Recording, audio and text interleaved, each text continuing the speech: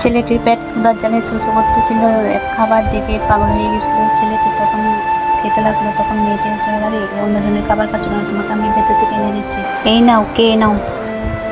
মেয়েটি তখন ওকে কিছু টাকা দিল, ধরো টাকাগুলো রাখো, তোমার কাজে লাগবে না। না আমার লাগবে না, তুমি নাও রাখো, একদিন আমাকে ফেরত দিয়ে দিও।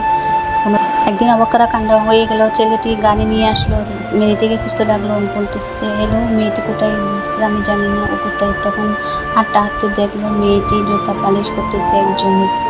তখন ও আসলো সামনে, স্যার কি করবেন বলেন, তুমি আমাকে চিনলে না, আমি সেই যাকে তুমি হেল্প করছিলে, তোমার এই অবস্থা কেন? আমার মায়ের খুব অসুস্থ ছিল, তাই আমার মায়ের চিকিৎসার জন্য আজকে আমার এই অবস্থা, আমি এখন আসি। তখন কেবিনে ডাক্তার এসে বললো আপনার মেয়ের চিকিৎসার ব্যবস্থা হয়ে গেছে, সব আপনি দেখেন, আপনাকে একটা চিঠি লিখে গিয়ে। তখন ও সব পড়ে দেখলো, দৌড়ে গিয়ে ওকে বললো এই তুমি দাঁড়াও, তোমার উপকারের কথা আমি কোনোদিন বলবো না, ভিডিওটি ভালো লাগলে একটা লাইক কমেন্ট হার্ট দিয়ে দিন প্লিজ।